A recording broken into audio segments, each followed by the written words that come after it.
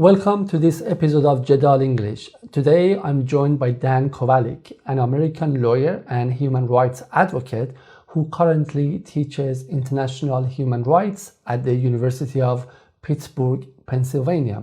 He graduated from Columbia University School of Law in 1993. He then served as in-house counsel for the United Steelworkers until 2019. Dan has received the David W. Mills Mentoring Fellowship from Stanford University and the Project Censored Award for his article exposing the unprecedented killing of trade unionists in Colombia.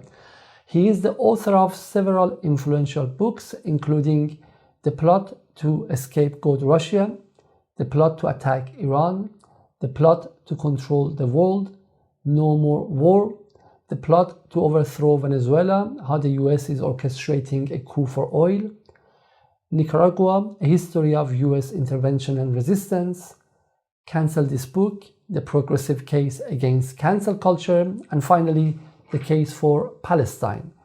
In today's sobering discussion, we'll explore the aftermath of Assad's fall in Syria, the devastating impact on resistance movements in West Asia, and the looming war with Iran. We'll also address why the promised transition to multipolarity has had little effect in preventing this genocide and what is required to halt the devastation caused by the US military empire.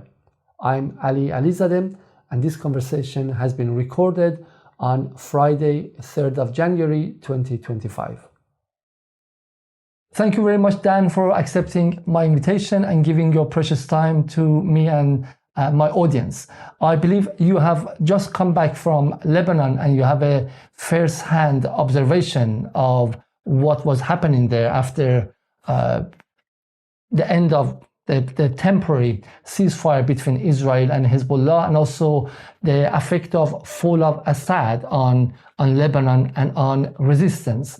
The very first question is, what do you think the continuation of fall of Assad will be in the region, starting from Lebanon, going to Iraq, Yemen, and then Iran? Well, I think that in general, it is a very dangerous situation that's now presented itself to obviously the Syrian people, first of all, especially the minority groups, Christians, Shia, Druze, Alawites, and I have friends in Syria in a number of those groups, and they're living in fear. Most people are really laying low, afraid of persecution. Some are facing persecution. So obviously, first and foremost, I think it spells, first of all, the end of Syria. Let us say that. I mean, that's a terrible thing to acknowledge, but I think Syria as a nation is probably gone. I think it's being swallowed up by the imperial powers as we speak, Turkey, the United States, Israel, and perhaps others. And then what does that do to Lebanon, for example? What that means is that while Israel, when it attacked Lebanon, it was limited in going north into South Lebanon to attack. Now it can attack Lebanon from Syria. It basically has Lebanon surrounded now. This is a very difficult situation for the Lebanese people and for Hezbollah. I mean, now, Hezbollah only had to protect the south. Now it has the whole country to try to protect. And it's only they who protect the borders, by the way. I think we can acknowledge the Lebanese military is not very good at protecting Lebanon. It's really Hezbollah that protects Lebanon. And so now Hezbollah, which is already been weakened by the loss of its leaders, by now losing that corridor, that arms corridor from Iran through Syria into Lebanon. Now they're going to have to face possibly a multi-front war with Israel when the ceasefire ends. We also have to acknowledge that while there is a ceasefire between Lebanon and Israel, Israel is not honoring the ceasefire. It's a one-sided ceasefire. Israel's actually taking more land in South Lebanon than it was able to take before the ceasefire, right? When Hezbollah was fully engaged with them. And, the view of people in Lebanon who I talked to, and by the way, I mostly talked to Shia folks, and mostly was in Shia areas. Their view is that whatever land Israel takes, they're not going to give up, which I think is a fair presumption. So Lebanon is in a much more precarious position. Now, of course, that also means that the people of Palestine are in a much more precarious position.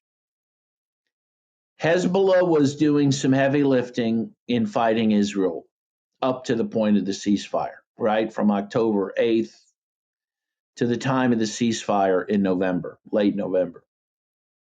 This made it very difficult for Israel. They had to fight a multi-front war. I believe, a significant amount. I don't know what the percentage was. It was certainly a third, maybe more, of Israel's military was focused on having to fight Hezbollah, right? So it couldn't extend all its forces into Gaza or the West Bank. It was pinned down quite a bit in northern Israel, southern Lebanon. Well, now, obviously, that's not the case. So the people of Gaza are, I believe, much more vulnerable. So are the people in the West Bank. Obviously, the people in Golan, right? Because Israel's now fully taken over the Golan Heights. And it means when, the war begins again with Lebanon, and it will begin, in a more full-throated way than it is now. Again, Hezbollah, I feel, will not have the ability to act offensively against Israel as it was. It will be really tied down into purely defensive maneuvers, which again makes it harder for the Palestinian people, makes it harder for the Yemenis, who, may I say, earned the most valuable player award in the resistance, as far as I'm concerned, who are willing to risk their entire country to defend Gaza. Well, again, to the extent Hezbollah is weakened by the fall of Syria, Yemen is also weakened because they will, Israel again will be able to focus more firepower on Yemen because they're not bogged down in Lebanon.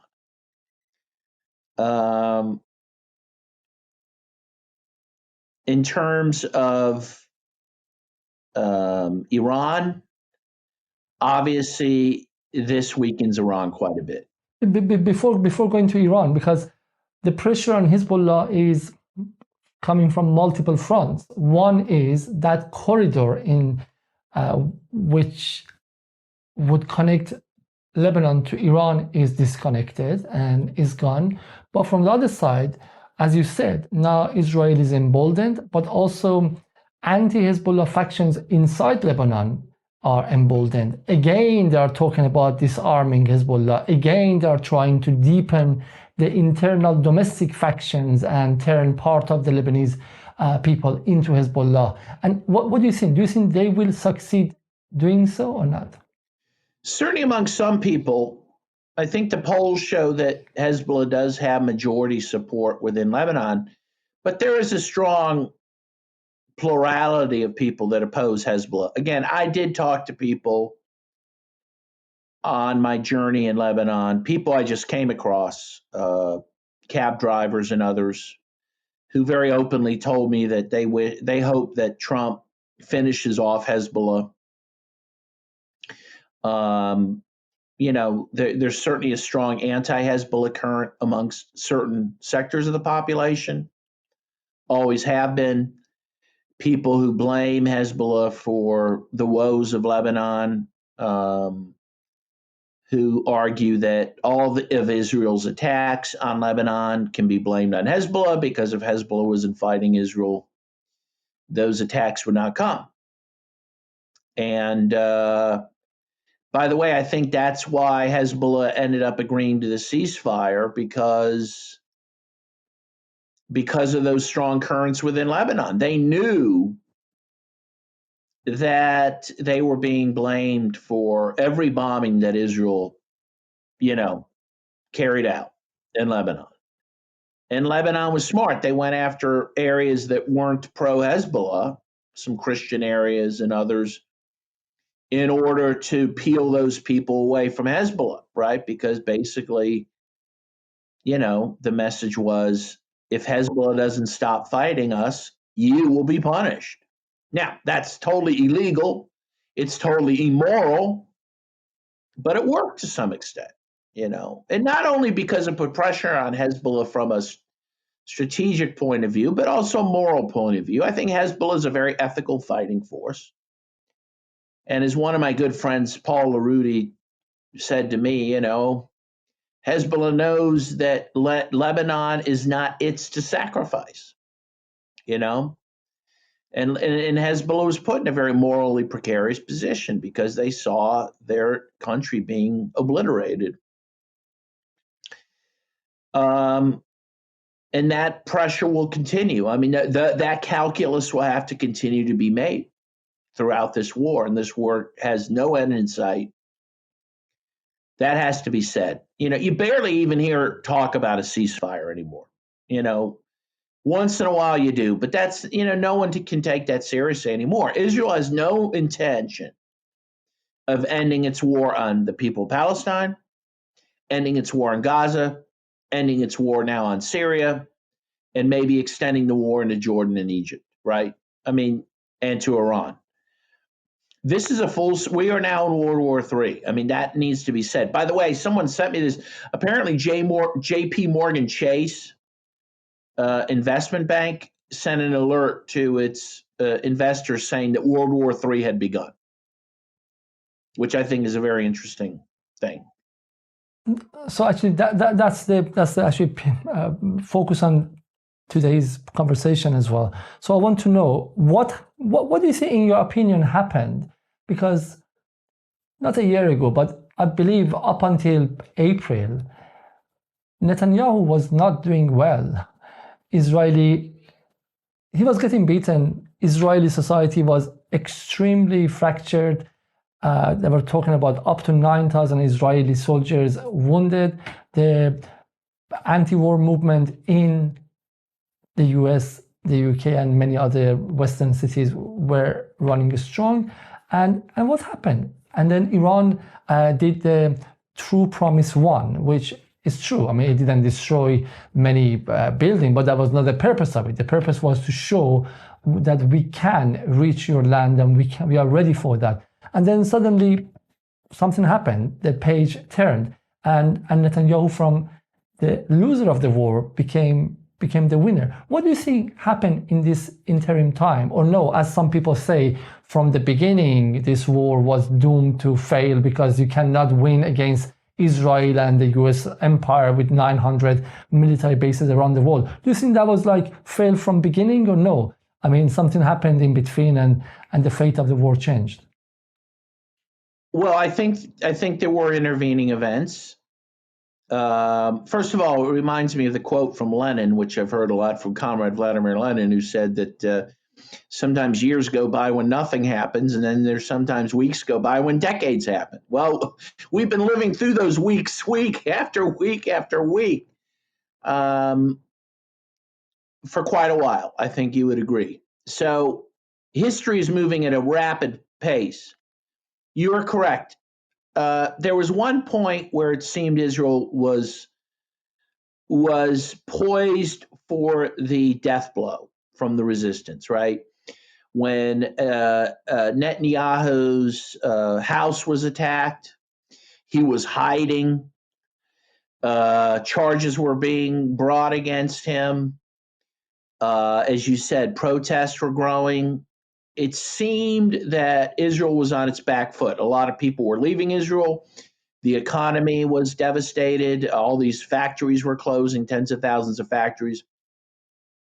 And it seemed like, The resistance is ready for the death blow. Again, Iran was promising its third retaliation. Remember that? Where did that whatever came of that? And then, as you said, things changed. So what changed? First of all, we have to give credit to the empire for being very resilient and flexible in its tactics and its strategies. Well, and beyond that, and this I don't give them credit for, they lack utter morality, Ali. So first of all, the resistance has limits morally in what it does, right? They generally don't attack civilians. They don't attack civilian infrastructure. When Iran did retaliate twice, I don't think they killed anyone, right? I don't know of anyone who's killed. If anyone was killed, it was one or two, right? And they went out of their way not to do that. Hezbollah goes out of its way not to kill civilians. Yemen goes out of its way not to kill civilians. Israel, backed by the United States, goes out of its way to murder civilians. When they killed Nasrallah, they didn't just kill Nasrallah, they killed hundreds of Lebanese, right? They dropped huge tonnage bombs on a neighborhood in South Beirut. They just destroyed a whole neighborhood to get after one person. That isn't the way the resistance operates. They actually follow the Geneva Conventions, which doesn't allow you to do that sort of thing. So first of all, not only is the empire, well-armed, well-funded, strategically pretty smart, they're completely immoral, right? And so it's sad to say, but without those limits, they're able to do things that the resistance can't or won't. So you have the murder of Nasrallah, which again only could take place with the murder of many civilians around him. You had the terrorist attack of blowing up all those pagers and cell phones, which again the resistance wouldn't do because that was terrorism, right? It killed a lot of civilians and maimed a lot of civilians. When I was in Lebanon, you saw a lot of people walking around without eyes, right? Without fingers.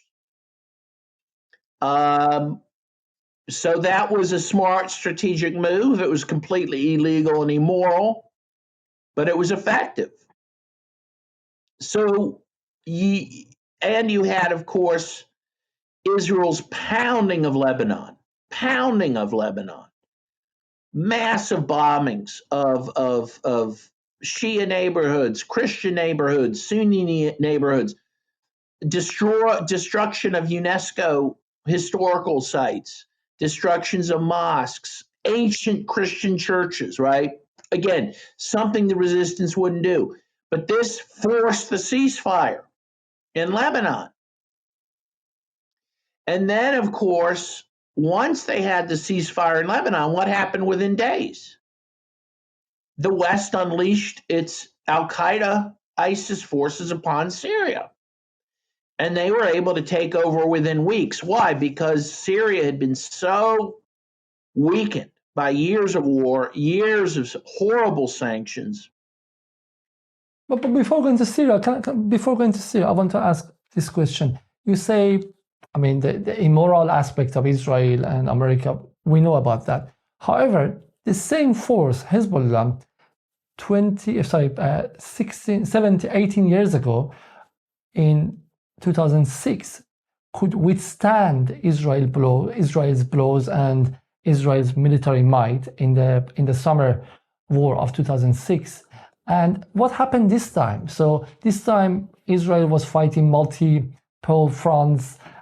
Israel possibly should have been weaker because America was weaker as a player, as a global player. We constantly, in the anti-imperialist camp, talked about the decline of American empire. So what happened? What was the difference between 2006 and 2024 for Hezbollah? Was it just wrong tactical and strategic decisions on behalf of the leadership of Hezbollah? Because many people believe that they looked at this war as a war of attrition, They thought if we can just go blow by Israel, we don't want to surprise Israel, that would be enough. And they didn't expect that Israel sees itself in the midst of an existential war, so there is no limit for its violence and actions. Was it a wrong decision on behalf of Hezbollah leaders, or was it the equation of forces globally different? That's why I want to see this comparison between 2006 and 2024 for Lebanon. Just 1 second. If I'm correct, my assessment is that Israel's bombing of Lebanon was much greater than it was in 2006. That is, that Israel was much more willing to bomb civilian areas in Lebanon, including those not involved in the conflict. Okay, so first of all, Israel was much more aggressive hitting non-Hezbollah targets than it was in 2006. When Hezbollah and Israel engaged, Hezbollah won, right? Hezbollah prevented Israel from making serious incursions into Lebanon. They gained very little land at all in Lebanon, Israel. So Hezbollah's, when Hezbollah and Israel fought each other, army to army, Hezbollah was better and they would win. But again, what Israel was willing to do is just to say, okay, we're just going to fire above you and we're going to hit all these neighborhoods, some that support you, some that have nothing to do with you, some that even oppose you. It was terrorism, right? They terrorized the country. I believe Lebanon only has like 10 million people. It's a tiny country. So you start bombing neighborhoods, I mean, you're going to do a lot of damage proportionally. So I think that was a difference from 2006. What I would say was the big strategic error that the resistance as a collective made, and I mean Hezbollah and Iran in particular, is they were not willing to attack Israel proper in the way that had to be done. Again, given Israel is a nuclear power, given there were rumors that America said, if you cross certain red lines, I will face you and I will attack you, and American Navy ships were around Iran and Lebanon. And so it was like you were not only fighting against Israel, you were fighting against American military force directly as well. Was it a possibility for Iran and Hezbollah to go much further? Well, that's a great question. The nuclear option that Israel has and no one else has obviously is a big factor. So I'm not trying to be critical of the resistance, but I'm trying to at least give an honest assessment that unless they were more willing to attack Israel within Israel's territory, they were going to suffer the losses that they've suffered, right? I mean, think about it. Why is Ben Gurion Airport still operating? How's that even possible after over a year? Israel destroyed Gaza's airport years ago. They've attacked the Damascus airport many times. They've attacked the Sana'a, Yemen airport many, many times. And yet the resistance only kind of nibbles around the edge of Ben Gurion. But that's one example. It seems to me that the resistance was not willing to match Israel blow for blow. And Iran, this is proven by Iran's two retaliations and complete lack of a third. But let me say something about that, if I might. And this may not be something suitable for an Iranian audience or for you who is an Iranian, I don't know. There's some of us who wonder if there was a coup in Iran, if the downing of the helicopter that killed the first president and brought to fore this new president wasn't a coup. a lot of us wonder if the West hasn't already succeeded in completely defanging Iran with this new president who seems unwilling to fight Israel and seemed indecisive. That's the kindest way to put it, at key moments against Israel and against the terrorists in Syria. That is to say, when you say what happened, to allow Netanyahu to escape the noose he was in, a big thing that happened was the change of government in Iran. We have to acknowledge that. Whether it was an accident, whether it was on purpose, that change in government was significant. We may be having a very different conversation right now if that helicopter had not been downed. Iran might have operated very differently than it has since that time.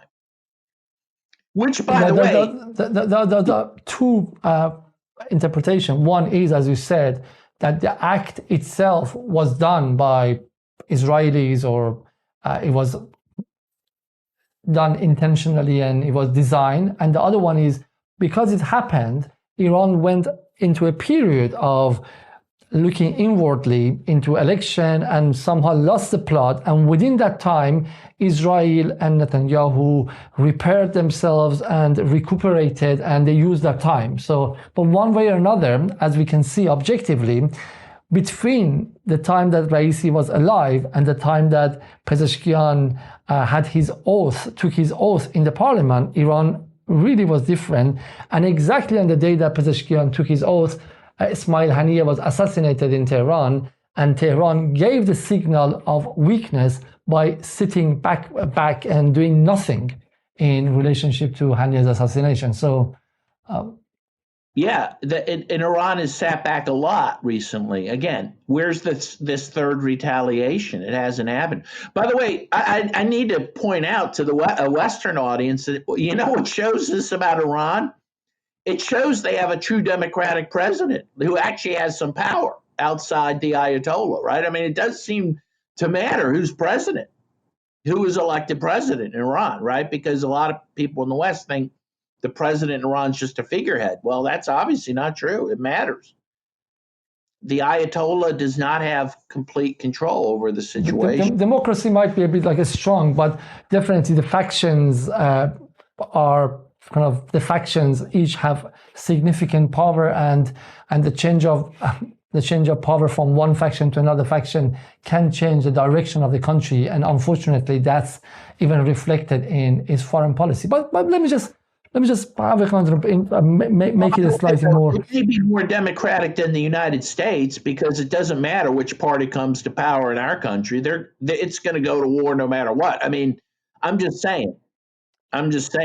But by lack of democracy, I meant the same thing that in America you cannot talk about democracy either. So in a sense, you have this plutocracy of faction to faction. But let me just make it more interesting. They say Hezbollah was hoping that Iran would get more engaged, and there's even this reference to Said Hassan Nasrullah's one of his last speech, or his penultimate speech, in which he says very politely and in a very quoted way that if we must, we go to the next episode on our own, signaling that Iran is not coming with us.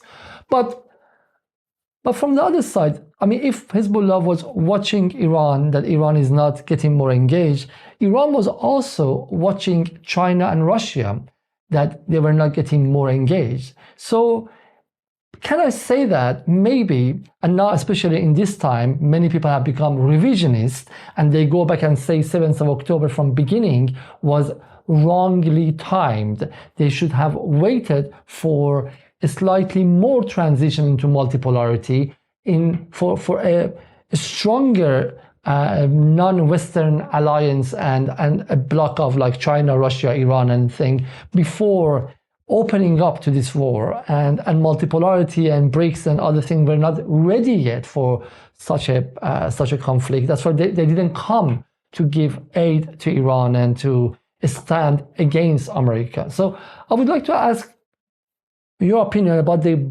bigger picture as a whole, because from last year on, from 7th of October 2023, we haven't seen any significant act from China and Russia.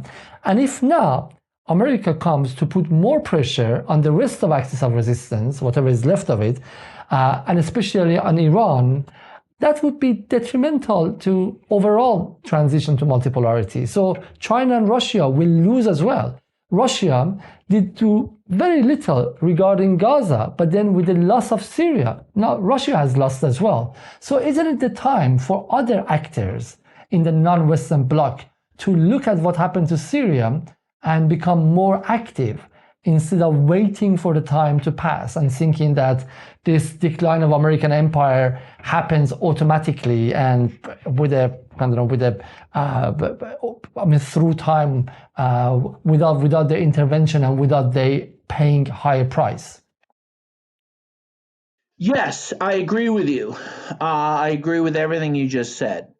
And you know who else said it? Was Alexander Dugin, who I'm not necessarily a big fan of, but he said something. He said something along these lines, which made a lot of sense, and it was, I think, similar to my own views on, in terms of what I just said on what's been happening.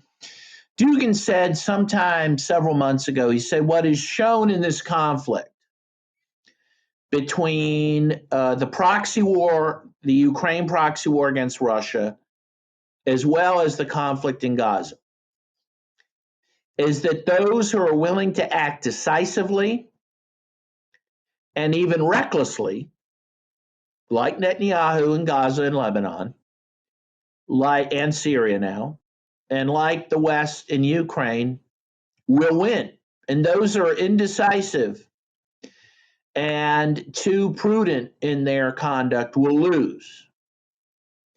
Now, this is a very cynical view and a cynical thing to say, but we can't deny some of the truth in that the West has acted much more decisively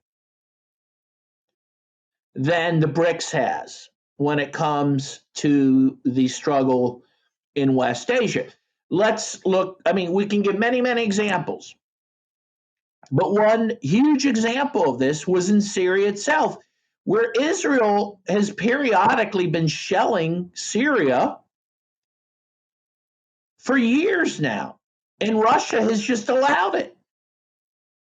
The United States controls 1/3 of Syrian territory and has for years, and has been stealing their oil, stealing their grain, and Russia has allowed this.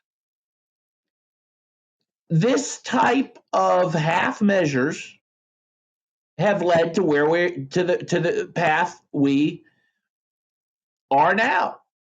It reminds me, one of my favorite movies, Ali, I don't know if you ever see it, is No Country for Old Men. And Anthony Chigurh, he asked Woody Harrelson when he's about to kill him, he says, if the road led you here, what good was the road? Well, one must ask that question now, given where we're at. And I don't want to get too off the course here, but let me just say, as we're talking about these issues, some of my old time communist mentors, my commie mentors, their things they've said recently are now going in through my brain, and what they have been saying, and I've tended to try to debate them on this, but I think they may be right. They said, look, the BRICS is not an answer to capitalism or to the West. There was an answer to that. It was called the Soviet Union, right? And they had a certain ideology, and they supported anti-colonial struggles in a very significant, aggressive way, probably even to the extent that it weakened them, right? Russia is not the Soviet Union. China is not the Soviet Union. They do not have that ideology. And so to expect them to engage more aggressively against the West and Israel is not even correct. You can't expect it, because they don't have that ideological commitment to anti-colonialism. And so, what you have is inevitably, given that, the resistance is now alone, operating on its own. And now, of course, the resistance is down at one man, Syria. It's down, Hezbollah to a large extent. That's been greatly weakened. Hamas obviously is just holding on. Yemen, how long can they hold on? They're the poorest country in the world. They've endured years of war. How long can they hold on? Iran seems afraid to act in a decisive manner, afraid because they fear that they would put themselves on the line existentially. But I think the idea that the Chinese and the Russian cavalry are coming is just that's not realistic. That's thinking old-timey before 1991, unfortunately. And by the way, that's why, if you want to know, be honest, I'll be honest where I come from. I am a child of the Soviet Union in terms of my views. And I wish that those views still existed, that anti-colonial, strain in Russia and even amongst the left in the United States. And that's largely been obliterated. And by the way, that's why there's so much confusion over world events, including what's happening in Syria, because you do not have an ideological line that's anti-imperialist and anti-colonial like you used to. I probably said too much on that issue, but no, it's true. But the problem, the question is, you don't have to be. Now you want to go into that in a Hegelian way. You don't have to be anti-colonial for itself, i.e., in a conscious way, but you can unconsciously act in that way. So I don't think Putin was anti-colonial when he started, and he's neither anti-capitalist, but the necessity of the historical materialist conditions taught him that he has to somehow constrain and bridle his oligarchy. And he did before entering the war with Ukraine.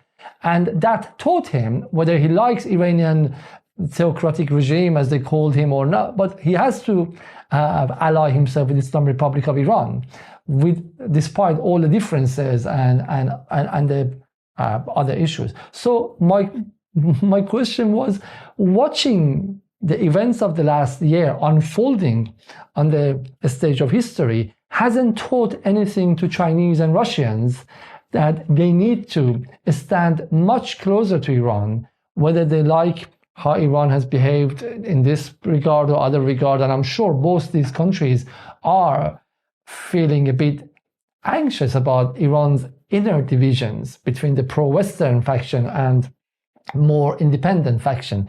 But I think if they stand by and watch what's happening in West Asia, they will lose big time as well. And I think that's my question, because you travel to Russia, you have connections with Chinese. Do you think they are learning anything from the events, or no, they still think they should stay out of West Asia? I think they're learning, but they may not be learning the lessons we want them to learn. I think there's two different there's two different opposite lessons that could be drawn from current events. One is what you're saying, that you have to stand up to the bully, the Western bullies, or they will run over you.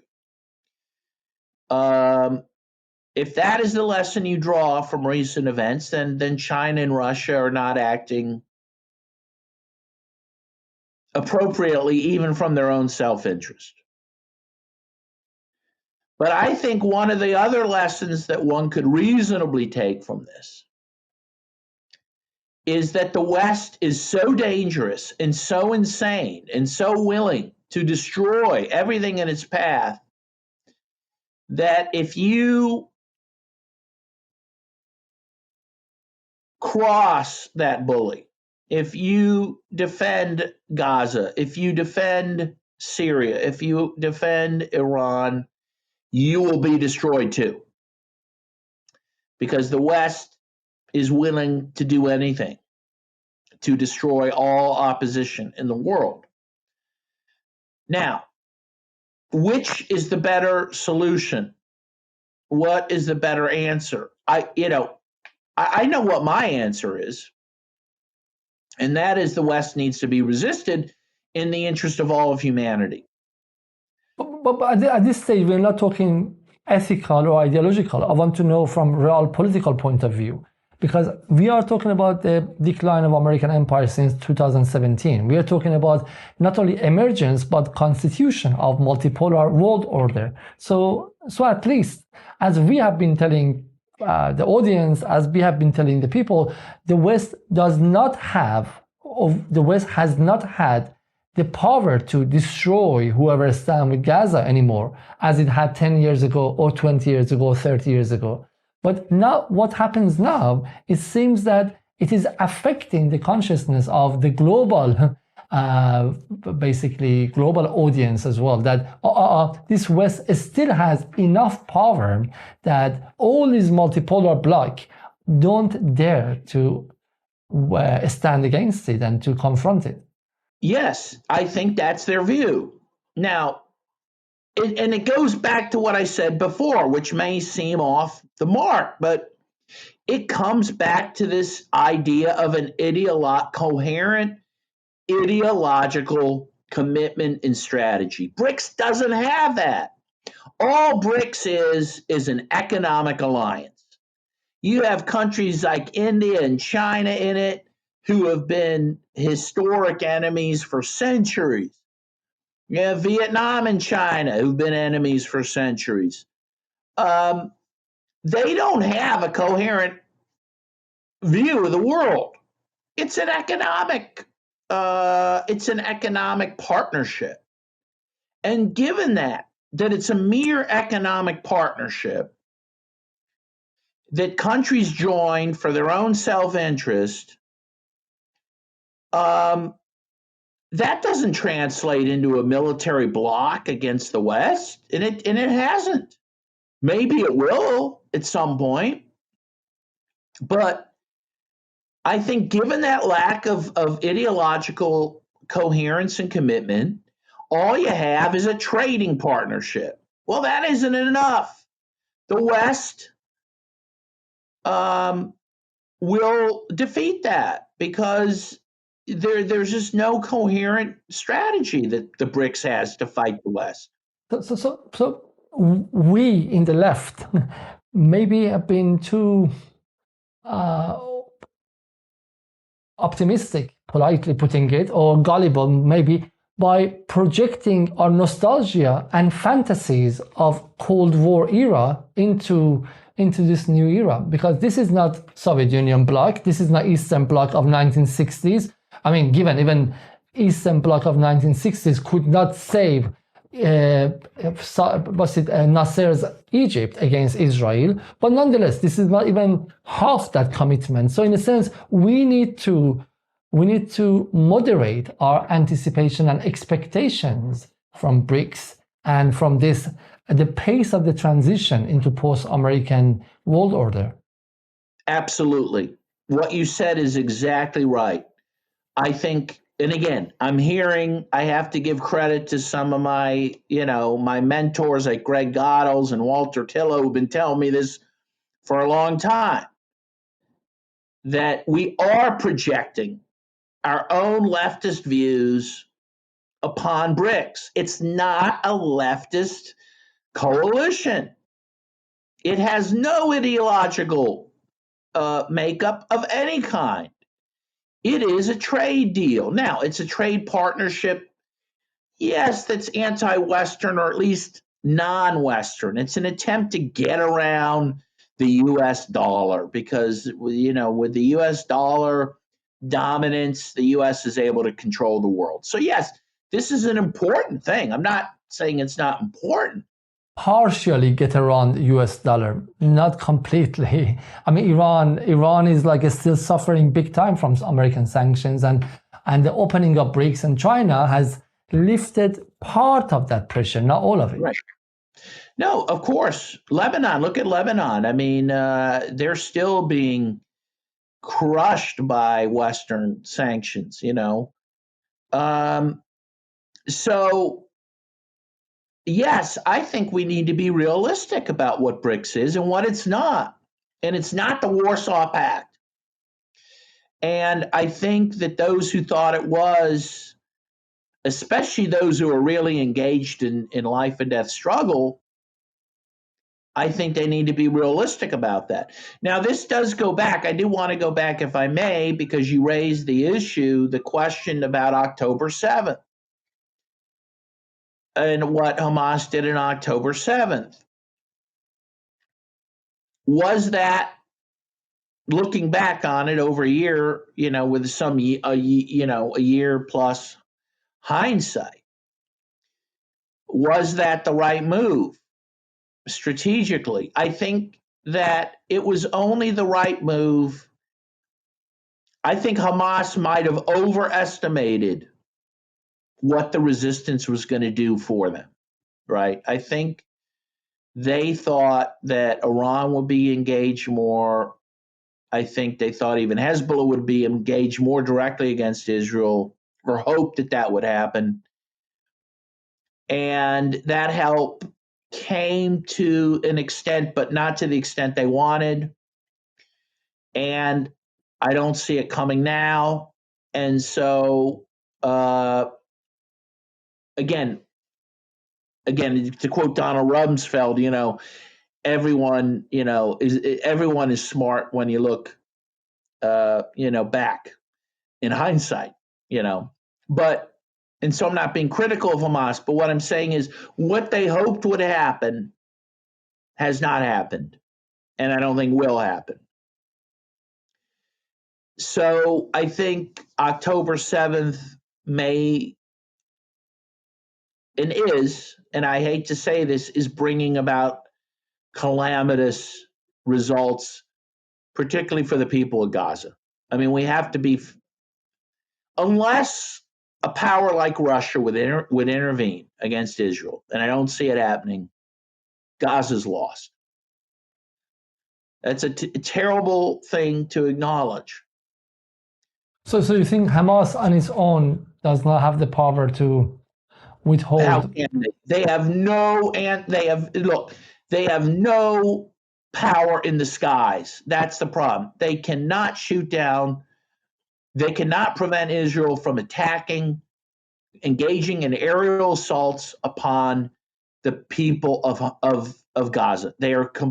Israel has complete domination over the skies of Gaza. But it's been the same from the beginning. Nonetheless, I mean, as long as Hamas can have enough manpower coming out of those tunnels and shoot down one Israeli tank after another, so they are resisting. I mean, Hamas never said we are fighting a classical war against Israel.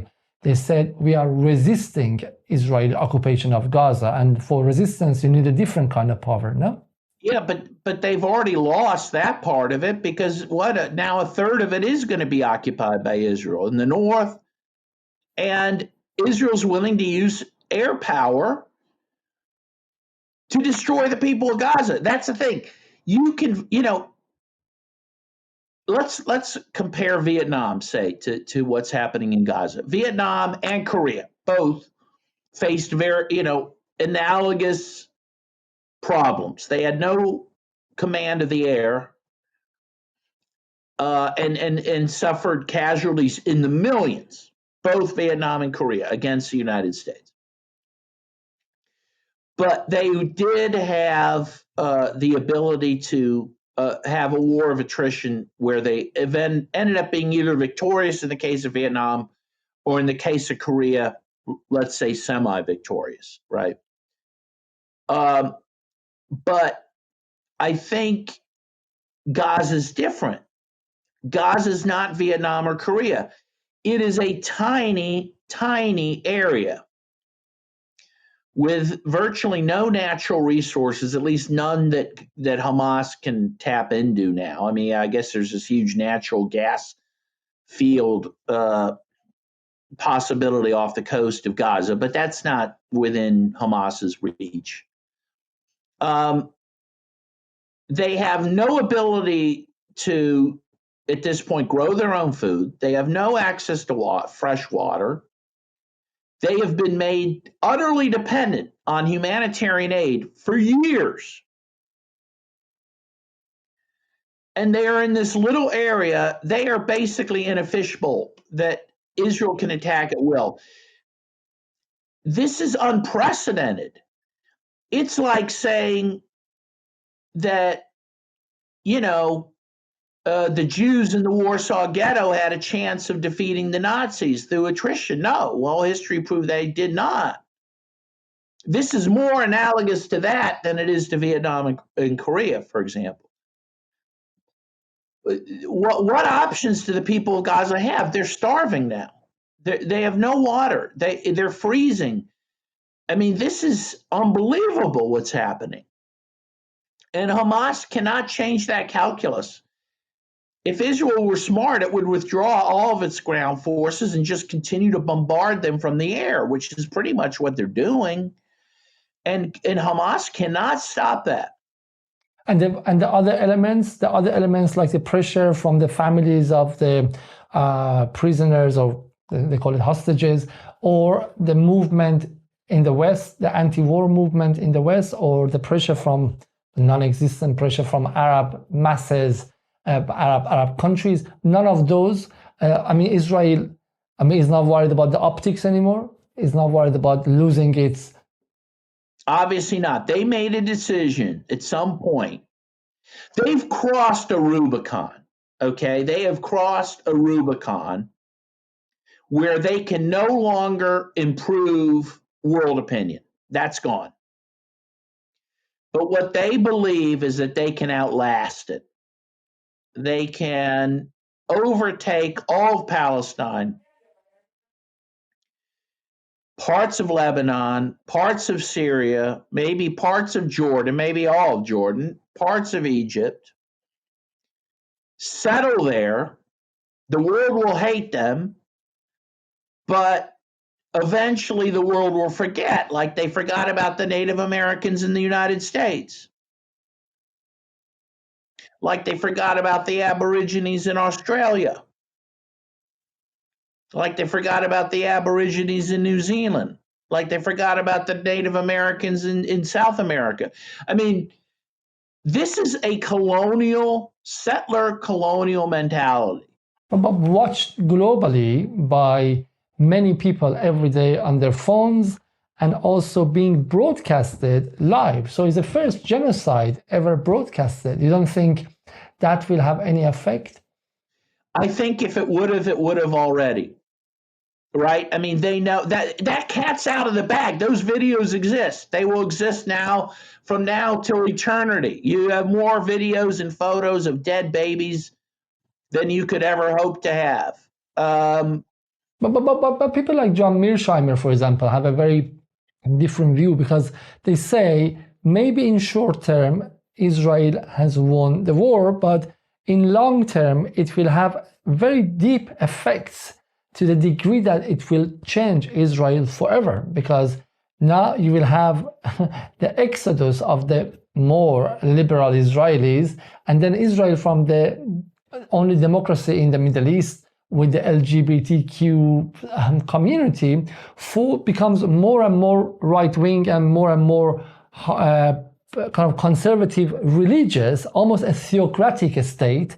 And so those contradictions within Israeli society will open up, and that's what you can see. I mean, now you have to ask the more religious Jewish kind of elements of Israeli society to go to do the military. They don't want to go. So in 5 or 10 years, Israel will look completely different society and a state. So you're going to have more Ben Gvir than Ehud Barak and Olmert and other people. And that will have its effect, and that will make it more difficult for the West to support it. Well, that may be, first of all, that could be true. I think in the long term, Israel has some real problems. I'm not disputing that.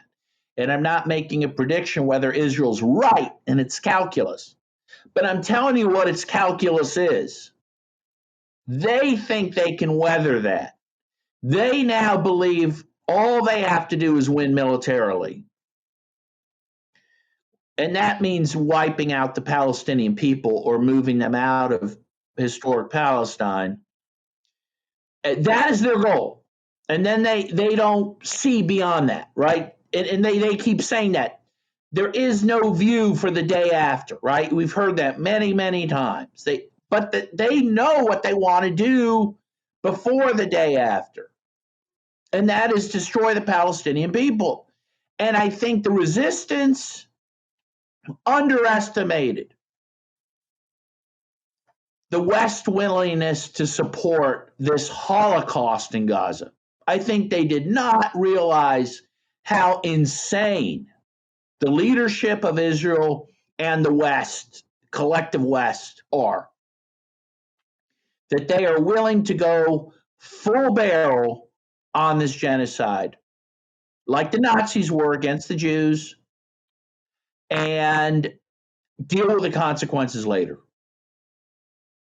So if anything, you are not criticizing the anti-war movement, but you believe that it was too little. It should have been much more. It should have stopped the West supporting this Holocaust.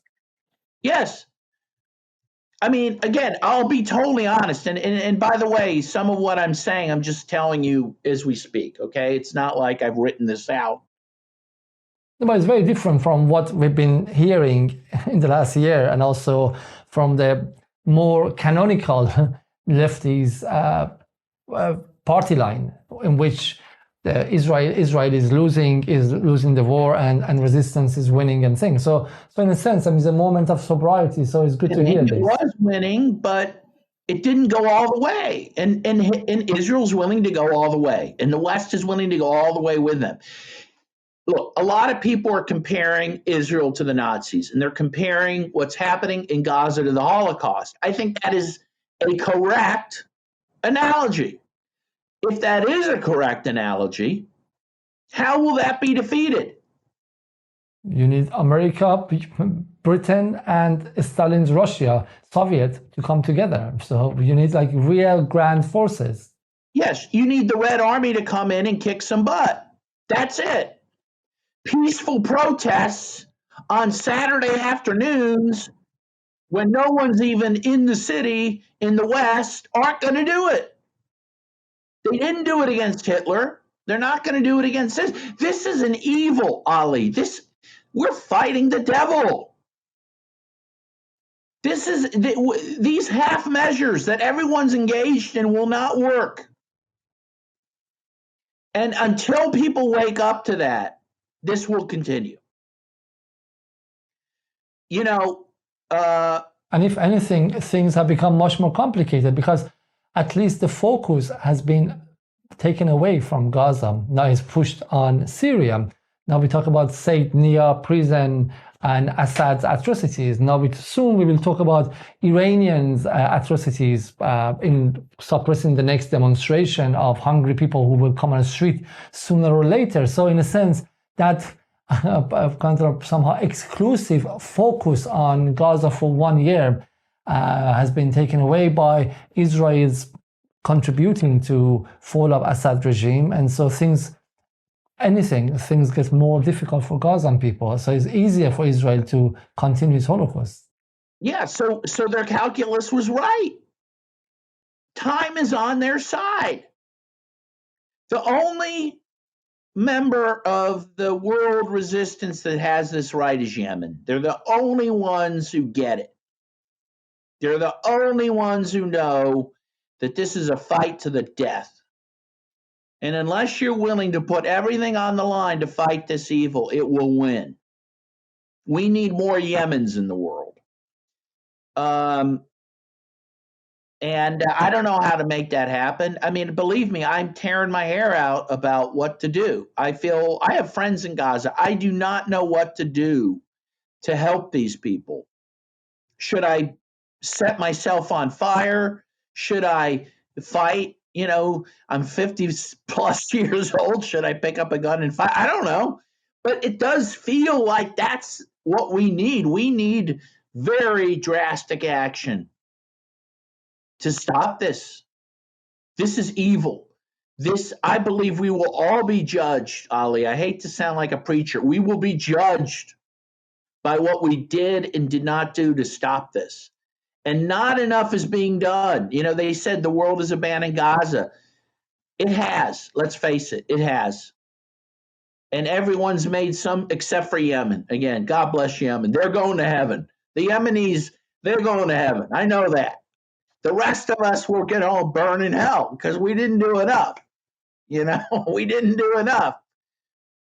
I mean, but to be fair, Lebanese resistance, as you said, they were very constrained because they were worried about the internal domestic dynamic in Lebanon, but they did as much as they could. So they lost their leaders, number one, the leader number two, they lost half of their special forces of Redwan army, they lost the head of command, they lost 4,000 of their members in the pager attack. So they did pay a massive price as well, but it wasn't enough. So I agree.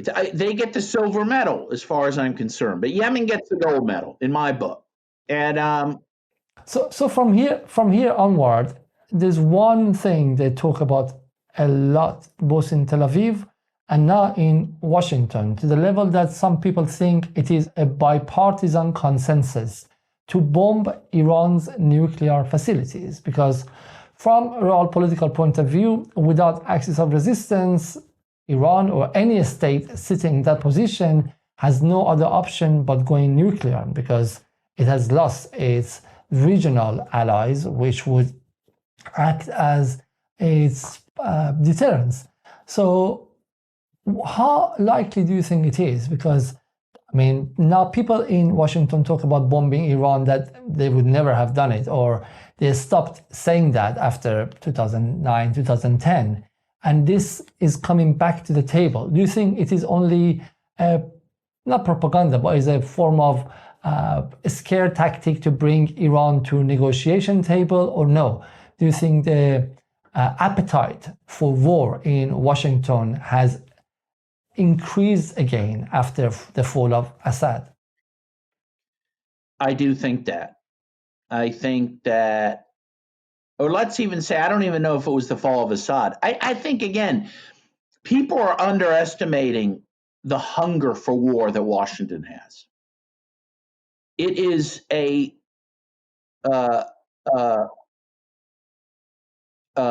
endless hunger for war.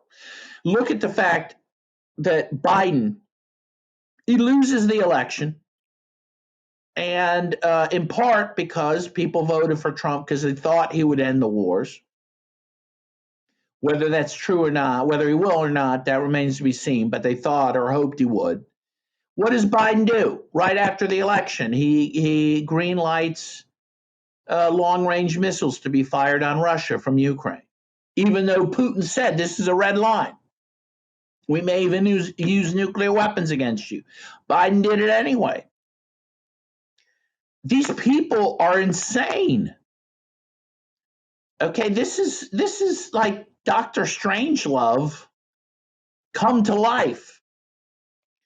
Will they attack Iran? Probably. The only thing to stop it is for Iran to declare itself a nuclear power. North Korea kind of showed the world, that if you're in that kind of vulnerable situation, you better get some nukes. And again, Iran has got to treat this as an existential crisis, and they have to preempt this by having nuclear weapons. That's the only thing I think that will save them. But it would be very costly because Iran is not North Korea. The population is, how can I say, is more like Venezuelan population. Is very divided and is a strong pro-Western middle class, which actually one of the reasons Iran did not get engaged more in this post 7th of October last year, it was because of the internal fractures in the society. due to 10 years of sanctions, due to woman life freedom, due to there's a very divided society. And so they're worried much more from inside than they're from outside. And they're worried about the increase of sanctions or pressure, both military and economic, will cause turbulence and riots and possibly attempts for regime change from within the country. Yeah, well, I mean, look, I have no doubt what you're saying is true, and maybe that will prevent them from doing what I mentioned. But if they don't do it, they're going to risk being attacked. Maybe politically they can't do it. But all I'm saying is I think the odds are better than even that Iran is on the chopping block. They are next. And I do think the Syria defeat definitely emboldens the West now to do that. And they think that now regime change is possible, right? Because for years and years, the line amongst leftists has been, well, sanctions don't really work anyway because they don't really change regimes. And there was a history showing that. There was even a U.S. congressional study that showed that. Well, now Syria has proven it does work. I mean, right after a big reason that Assad fell was because of the sanctions, right? And Saddam before that. I mean, sanctions are like Commodore Dragon. They come, they bite you, they let you be for a while, they weaken you from inside, and then the second blow comes a few years later. Yeah, and well, in Salvador Allende in Chile, even way before that. So, I mean, in Cuba's barely holding on now with sanctions. So, yes, the West is emboldened, and that's a scary situation. So let's just from here, I mean, go to what's been talked about in Tehran. Even the pro-Western faction says that, I mean, the anti-Western faction says the US is in decline and cannot start another big war. The pro-Western faction says Trump is a businessman and we can do a deal with. And Trump wants to, his problem was only Obama's Iran deal. He wanted just to embarrass Obama. He wanted to destroy Obama's heritage. Otherwise, he's not a man who wants to attack Iran military. And so as soon as we sit down with him on the table, the problems can be solved. And the Ayatollah is Mr. Khamenei, who did not allow us to sit down and negotiate with him last time. So open us, I mean, if it's possible, unpack the relationship between the deep state who decides the US foreign policy and the presidential administration, and especially with Trump, because Trump seems to be more rogue sometimes and going against the guidebook of like deep state in America. First of all, will Trump personally is he willing to sit down and negotiate with Iran? Is he not anti-war, but the non-warmonger that he depicts himself to be? And if it's the case, how much power does he have, and how much power the real deep state in America, who, as you said, is like Dr. Strangelove and wants endless wars, has, and can that deep state goad Trump into another big regional war in the West Asia? Yes, well, there's a lot to unpack there, but let me say that first of all, Trump, he's a wild card. I agree, he's a bit rogue in a certain way. But first of all, you got to look at his first term in office. What did he do and what did he not do during his first term? That's going to be a bit of a prologue into what we can expect him to do in his second term. It's true he didn't start any wars, I guess is the line. However, there is a general who claims that Trump wanted to attack Iran, and the general claims he convinced him not to, but that Trump, had a desire to do that.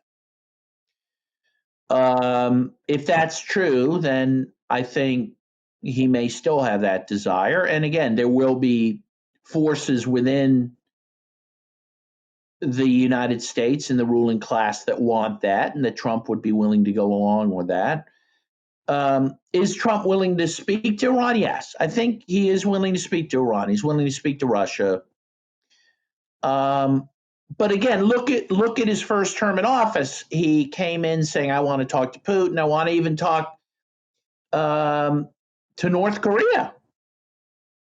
But what came of any of that? Nothing. He was very belligerent in the end towards Russia.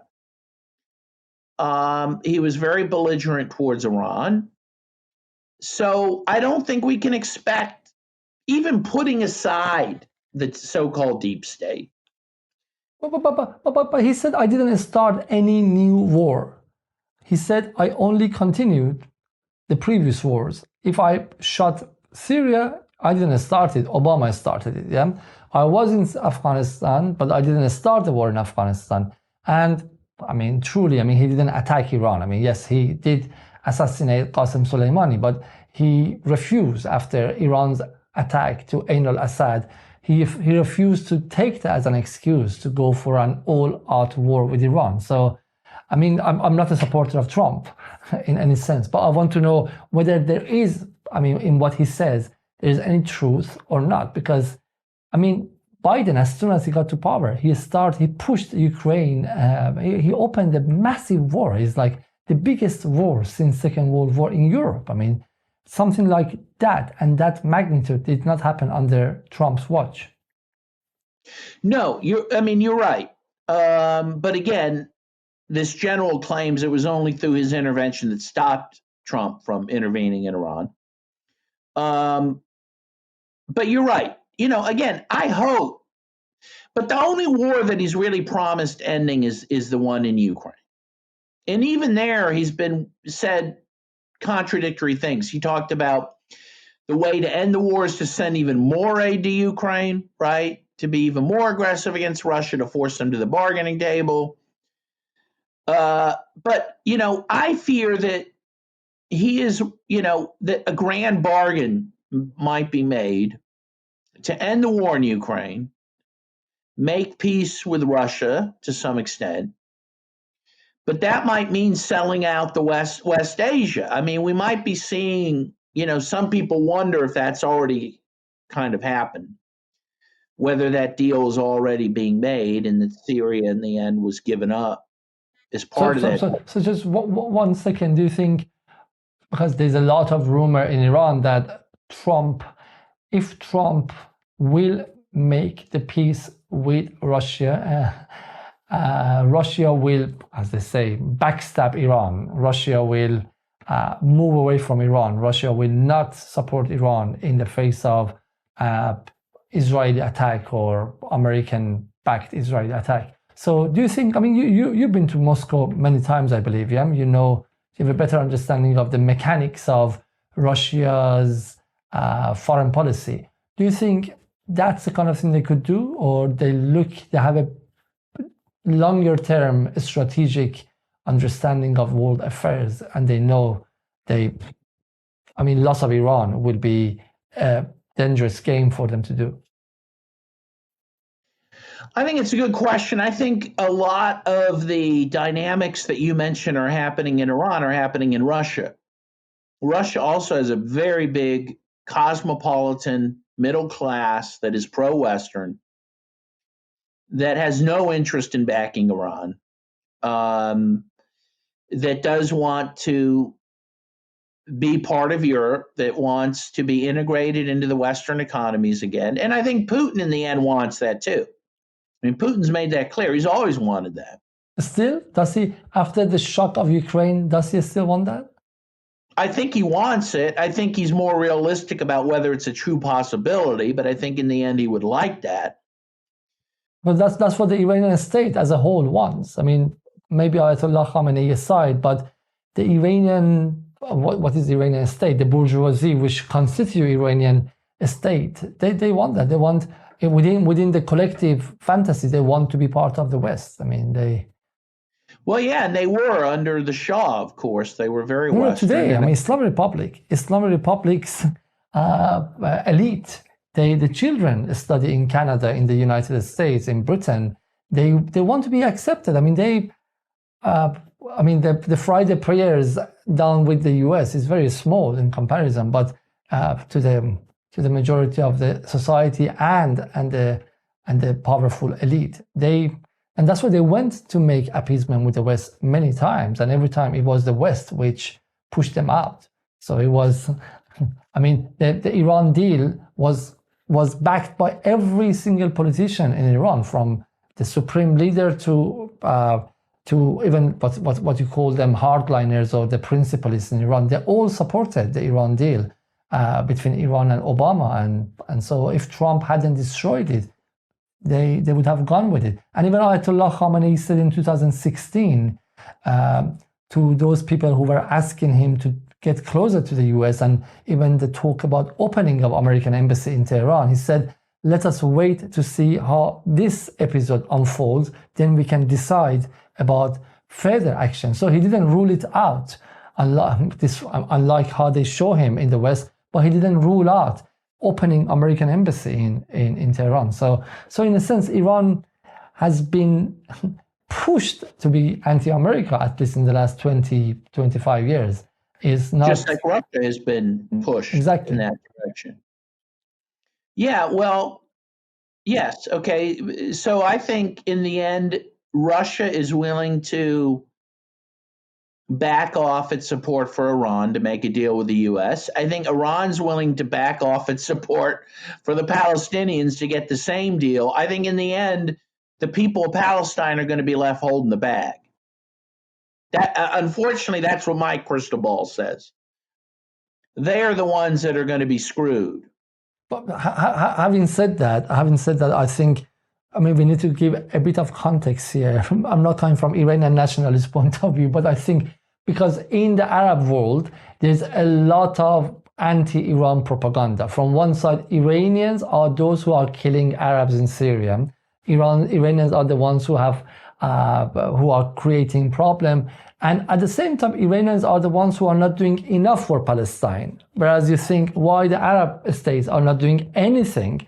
And if you see Iran is not doing enough for Palestine, it's because Iran's economies crumbled down due to 20 years of sanctions, mainly because of support of Palestine.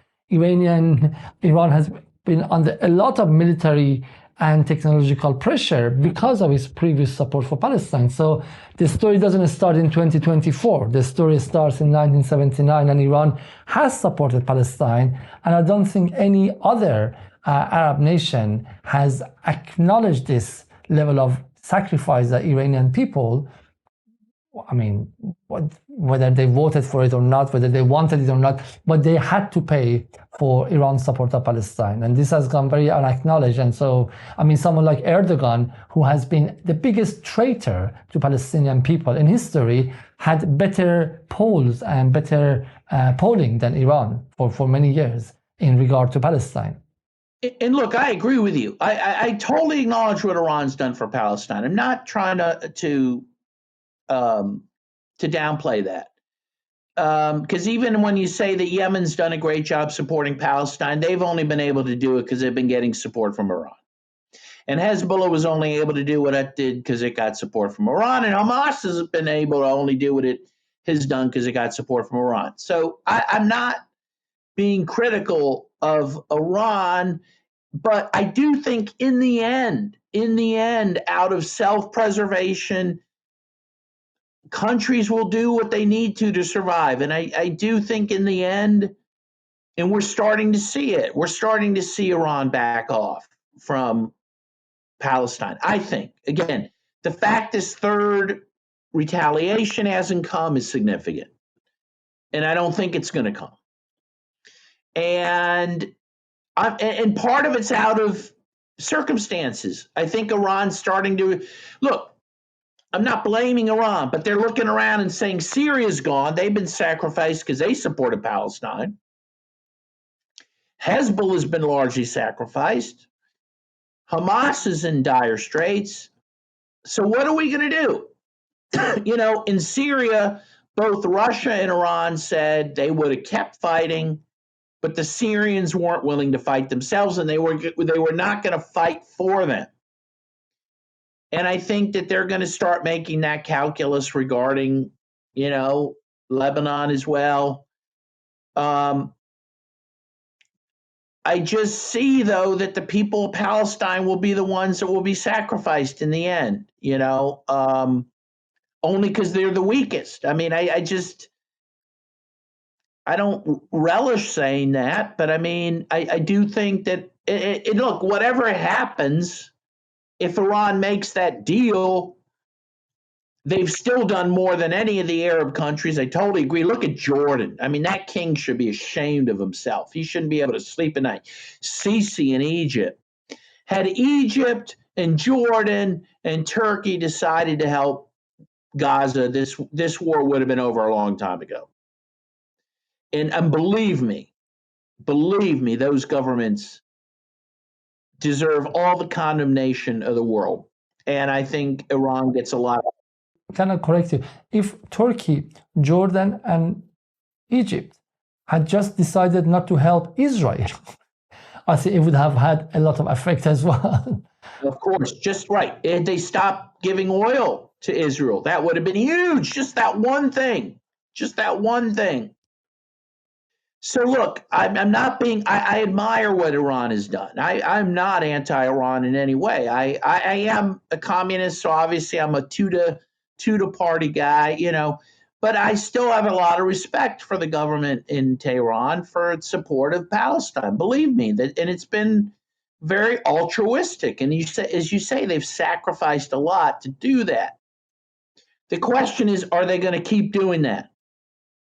Or can they afford doing that? Yeah. The West has made it very, very, very costly to do that. And so I see a lot of countries making the choice that maybe they'll opt out. So let me just take you here. I mean, there are a few options here. One is, I mean, what are we watching? I mean, what seemed to be a big blow to Israel finally for the people of Palestine getting more hopeful suddenly is becoming another 1968. So if we are not watching the defeat of one battle, we are watching the defeat of one strategy towards annihilating occupation. And that's similar to the Nasserite pan-Arab nationalism with the support of Soviet.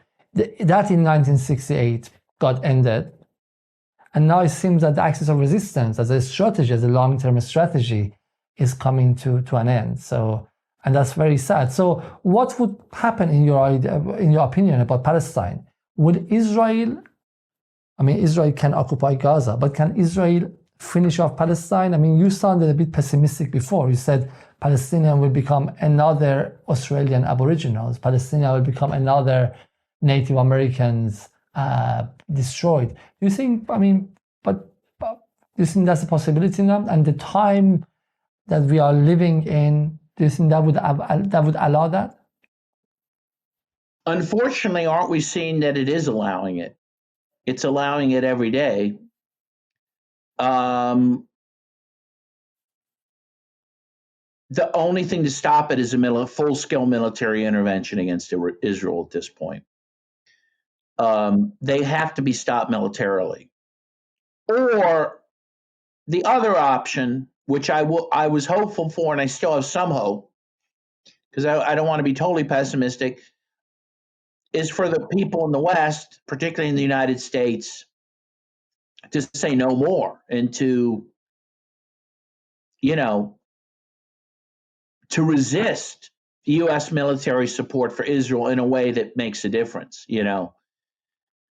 But, even as I say those words, do I think that's really going to happen? I mean, I don't see it happening.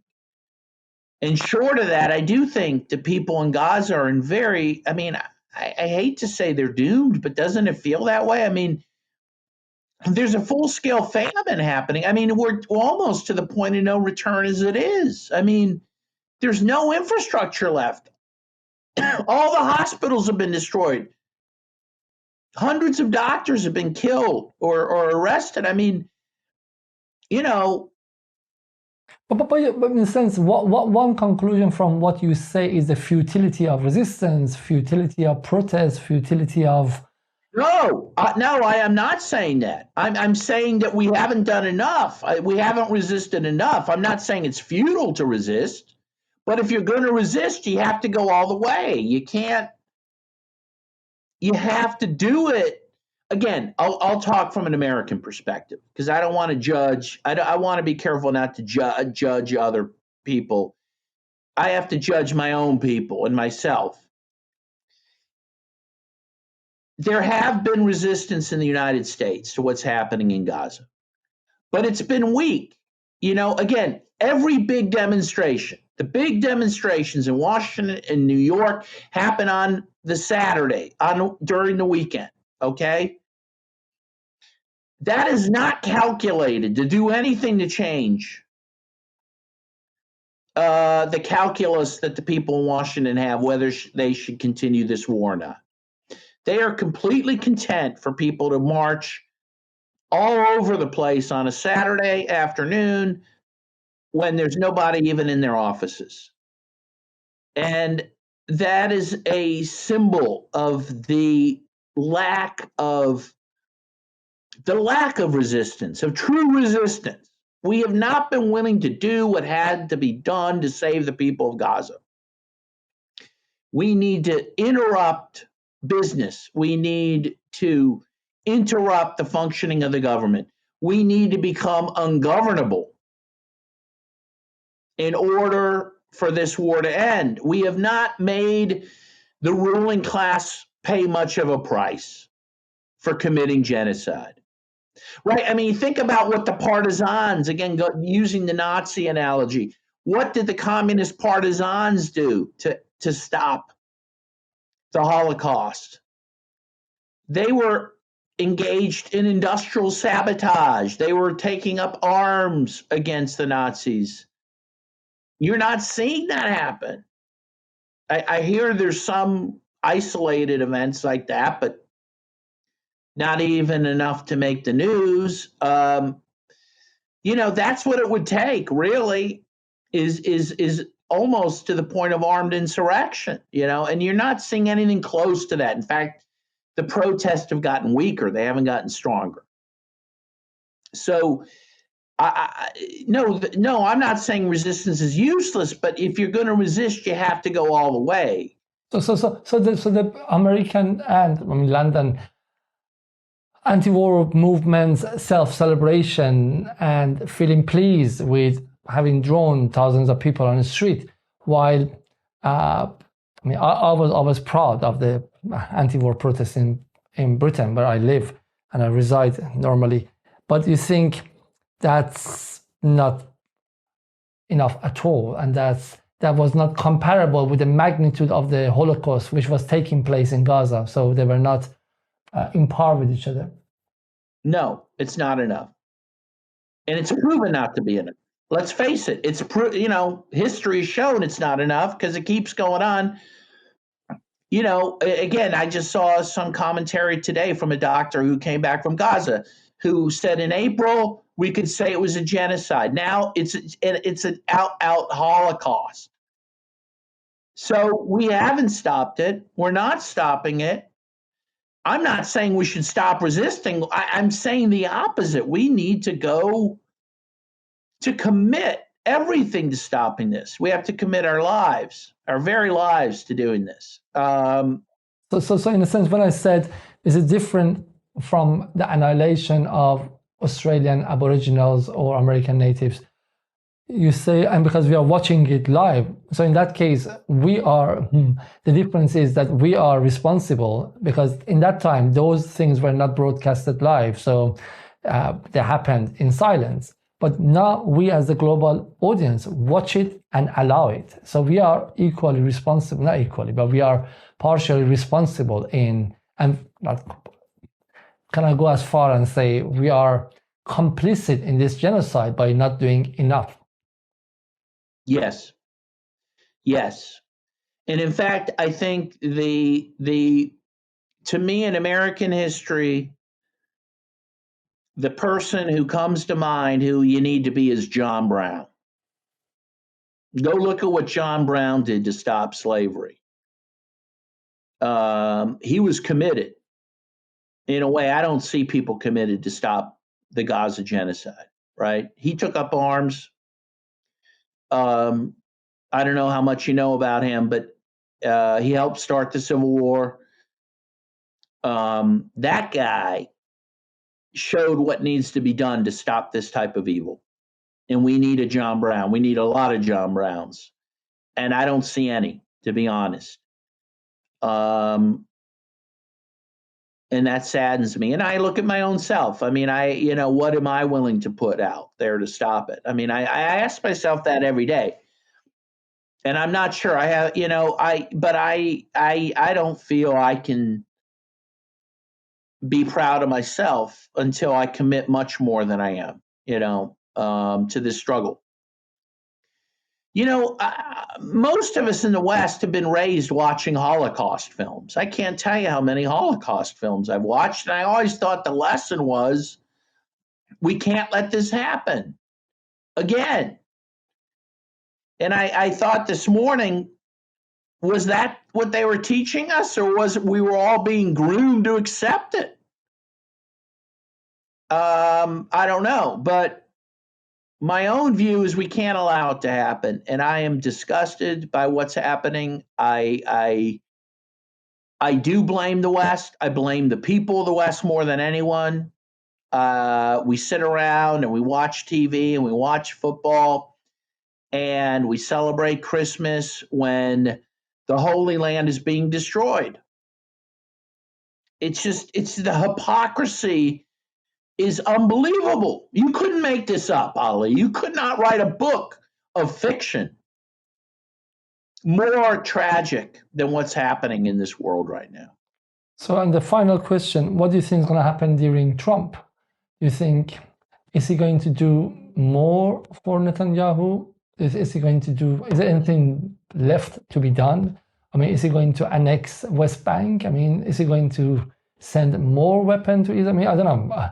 But they say he and Jared Kushner and saying they are very close to Netanyahu. And Netanyahu, one of his main strategies in his more gloomy days back in April or like back in March 2024 was to elongate and prolong the war long enough for the new administration come to White House. But what do you think is going to happen to Israel and to the continuation of this Holocaust during Trump? Well, I mean, again, Trump is not, it seems to me, the only thing I've heard him say is that he wants to help Israel go all the way.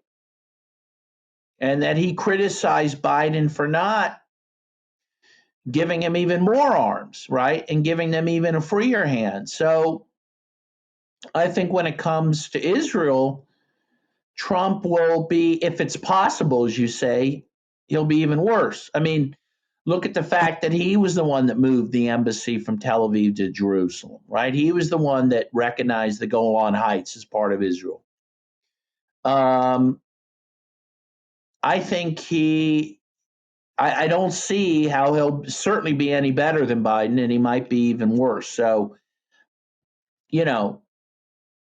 I think certainly Netanyahu thinks that. I think he thinks he has a friend in Trump, and he probably does. So from that point of view, I'm not optimistic, But again, none of this is inevitable. I think resistance does matter. I think everyone who's listening to this, who cares, needs to find a way to resist in the way they can against this. Again, I do believe we will all be judged for how we met this horrible evil that we are facing.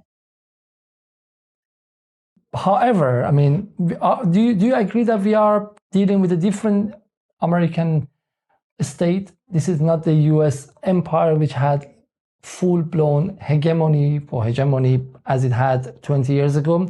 Do you agree that Russia is almost winning Ukraine war against NATO? and the fact that America and all the money that Biden sent and Biden forced Germany to send and all the weapons didn't work. So in a sense, do you agree that at the global picture, we are observing big changes, or no? You think this fate of Palestinians is kind of tell us that we are still within a very unfair world order, a very imperialistic world order in which America's military might dictate the rules of the game?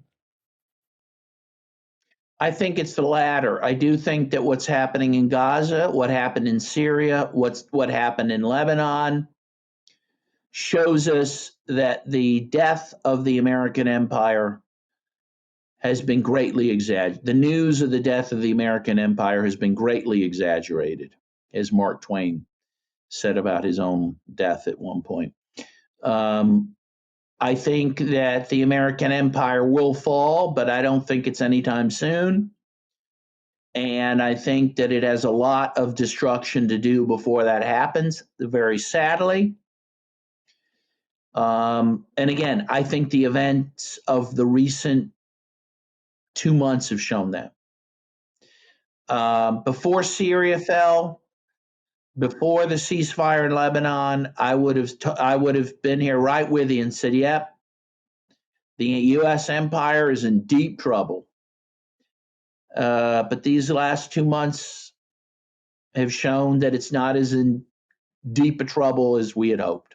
If Iranians hear what you say, especially the policymakers, they think, okay, so if that news is exaggerated, we better go and do some form of appeasement and surrender and make another deal with His Highness Mr. Trump and hope that he doesn't come for us in the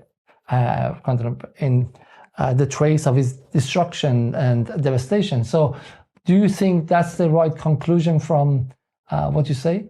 No, because I don't think you can trust the West. I don't think you can trust any deal. Let's face it, Trump was the guy who ripped up the nuclear deal, even though everyone agrees Iran was abiding by it, right? You cannot trust the West. And Russia found that out with the Minsk agreements in Ukraine, right? Nothing. Russia had 5,000, 6,000 nuclear warhead. Iran is a middle-income country, much smaller, without even a single nuclear warhead. What I get from what you say, and I think it's a very sobering conversation we had, and I'm very, very pleased, and I hope that, I don't agree with whatever was said in this conversation, but I think it's a very sober and uncensored view on the events. Uncensored. I may regret having said these things, but I'm one point you say is that America, the news about the death of American empire is exaggerated. So there is no hope that the cavalry of Russia and China and BRICS are coming to save the West Asia. From the other side, America's military still has so much might and can destroy you. So in that case, where is to go? Where is to go for a country like Iran under a lot of pressure internally, regionally, economically, a country that, just to say this one, many people in Iran even hate my show, they think, because we support resistance, but they don't know that one of the contradictions of Iran is because of revolution. Revolution produced many generations of overeducated people with a lot of demand, which is good. But at the same time, sanctions did not allow this new generation to receive what they were due. So in a sense, there's a discrepancy between a country with millions and millions of people with PhD and MSc and BSc, which are living with $200 a month, $300 a month. And that you can see is a melting pot for anger and discontent. And so where is, for you, in your opinion, for a country like Iran to go in this purgatory of world order? Yeah, well, first of all, I would say that what the West offers is a poison chalice. First of all, I live in the West. I think our lifestyle is greatly romanticized, overly romanticized. It's not so great. So first of all, I would tell the people of Iran to be thankful for a lot of things that the U.S. doesn't have. But don't say that. That makes them only more angry, because anything I say, they say, if that's the case, go and live in North Korea, Cuba, or one of those non-American countries. A lot of my friends have gone to move to Russia. Can I just tell you that? A lot are not happy here, okay, and have left. So, but also the reason I stay is to resist. I do think that the people need to be here to stop what the U.S. is doing, okay. But here's the lessons I draw. Let's go back to Syria for a second. Did Syria fall at a time when Assad and Russia and Iran were resisting the most? No. It's when Assad was trying to make deals with Saudi Arabia and the West, and was making concessions even over the Palestinian issue, and was even withholding some weapons to Hezbollah. He didn't fall when he was resisting the most. It was when he was trying to make a deal.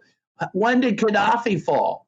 When he was trying to make a deal with the West, and when he gave up nuclear weapons, or at least the designs on nuclear weapons to do that. That's when he fell. When did Russia, find that it had been betrayed? When it was trying to make deals with the West. I'm not sure you can make a deal out of this. I don't think there's a deal to be had. And that is the lesson. And I go to North Korea. They exist because they were willing to not make a deal, and they got nuclear weapons. I think the only thing the West respects is power. And so I would say Iran, to survive, should get nuclear weapons. I think it's its only defense. I think Gaddafi would still be here today if he had not made the concessions against that. And you think Iran looks weak now? Sure it does. And again, the sharks, when they smell blood in the water, that's when you're most in danger. And remember what Henry Kissinger said: to be an enemy of the West is dangerous.